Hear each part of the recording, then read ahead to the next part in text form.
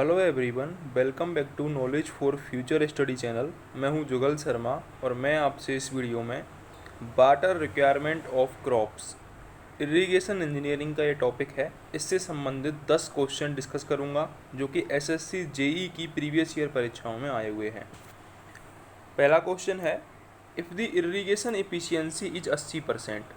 Irrigation efficiency दे रखी है 80%, कन्वेयंस लॉस दे रखे हैं 20%, The actual depth of watering is 16 semi. Depth of water required at the canal outlet is, canal outlet पर depth of water हमको बतानी है। ठीक है, सबसे पहले फॉर्मूला क्या होता है एफिशिएंसी का। जो इरिगेशन एफिशिएंसी होती है उसका फॉर्मूला होता है actual depth of watering upon water reaching to the field, water reaching to the field. ठीक है, तो ये होता है इरिगेशन एफिशिएंसी का फॉर्मूला। इसको एन से डिनोट कर देते हैं हम। ठीक है, तो अब हमारे पास इरिगेशन एफिशिएंसी दे रखी है और एक्चुअल डेप्थ दे रखा है, तो हम इससे क्या निकाल लेंगे, हम इससे निकाल लेंगे water reaching to the field. ठीक है, तो water reaching to the field कितना हो जाएगा, water reaching to the field हो जाएगा actual depth 16 cm upon irrigation efficiency 80% यानी कि 0.80। तो करेक्ट आंसर आ जाएगा 20 सेमी हमारा water reaching to the field.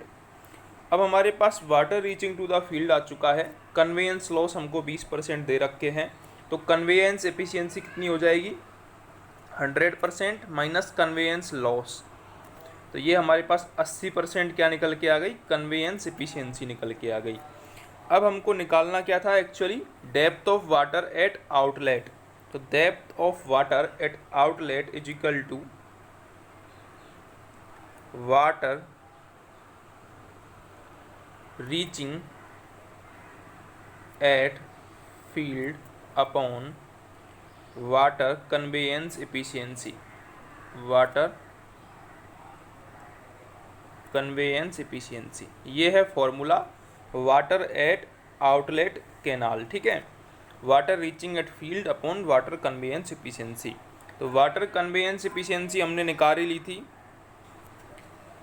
तो वैल्यूज पुट कर देते हैं हम। Water reaching at the field हमने निकाला था, वो निकला था 20 semi upon water conveyance efficiency निकाला था 80%। तो 20 में 0.80 का भाग दे दिया तो 25 सेमी डेप्थ आ गई वाटर की एट कैनाल आउटलेट। दोबारा से देख लेते हैं क्वेश्चन को। हमको निकालना क्या है, depth of water required at the canal outlet. सबसे पहले हमको इसका फॉर्मूला पता होना चाहिए। तो डेप्थ ऑफ वाटर आउटलेट पर जो फॉर्मूला होता है वो होता है water reaching to the field, यानी कि फील्ड में कितना पानी पहुंच रहा है, अपॉन जो कन्वेयंस एफिशिएंसी है, कन्वेयंस एफिशिएंसी, उससे हम निकाल सकते हैं डेप्थ ऑफ वाटर। ठीक है, तो कन्वेयंस एफिशिएंसी कितनी हो जाएगी, यहाँ पर कन्वेयंस लॉस दे रखे हैं, तो एफिशिएंसी हो जाएगी 100 माइनस 20 लॉस, तो ये हो गई कन्वेयंस एफिशिएंसी। और water reaching to the field कैसे निकलेगा, एक्चुअल डेप्थ दे रखी है 16 सेमी अपॉन इरिगेशन एफिशिएंसी 0.80, इसका भाग दिया तो water reaching at the field निकल गया 20 semi.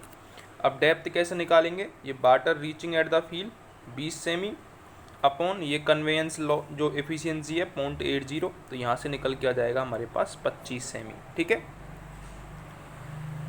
The intensity of irrigation means, intensity of irrigation का मतलब होता है percentage of cultural command area to be irrigated annually, यानी कि एनुअली जो कल्चरेबल कमांड एरिया CCA का जो परसेंटेज है वो होती है intensity of irrigation.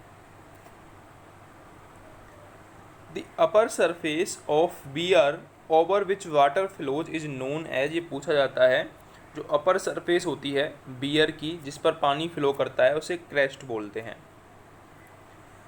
A submerged weir is one in which the water level on the downstream side of the weir is, submerged level क्या होता, सबमर्ज्ड बियर क्या होता है, जिसमें डाउन स्ट्रीम साइड में जो वाटर लेवल होता है वो होता है above Crest level, above Crest level, ये होता है submerged beer.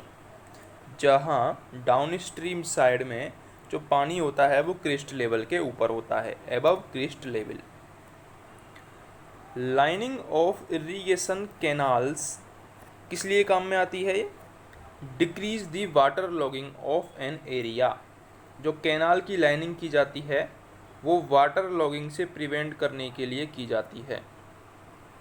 Decreasing the water logging of an area, reduce the seepage, reduce the seepage, seepage को रिड्यूस करती है, ठीक है। हाइड्रोलिक एफिशिएंसी को इंक्रीज करती है, इंक्रीज हाइड्रोलिक एफिशिएंसी, ठीक है। तो ये 3 पॉइंट आपको याद रखने हैं। हाइड्रोलिक एफिशिएंसी को इंक्रीज करती है, वाटर लॉगिंग को कम करती है, सीपेज को रिड्यूस करती है और इरोजन को भी रिड्यूस करती है। The best alignment for a canal is when it is aligned along. Best alignment होता है कैनाल का रिज लाइन के अलोंग, ठीक है। Best alignment for a canal is when it is aligned along ridge line. D option correct है। If D is the depth of skewer below original bed, then the width of launching apron is generally taken as। जो launching Ephron की width होती है उसको generally 1.5 D लेके हम चलते हैं, यदि D क्या है? स्कोर डेप्थ है तो, ठीक है। A river training work is generally required when the river is.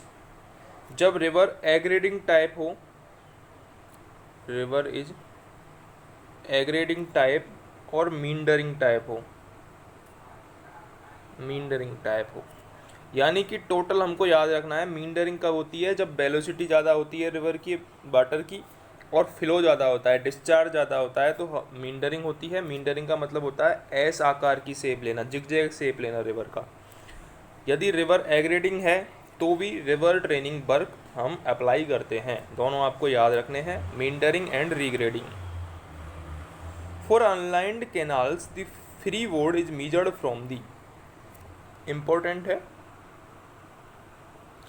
Unlined canal के लिए जो फ्री वोड मेजर किया जाता है वो full supply level to the top of the bank किया जाता है। Full supply level to the top of the bank.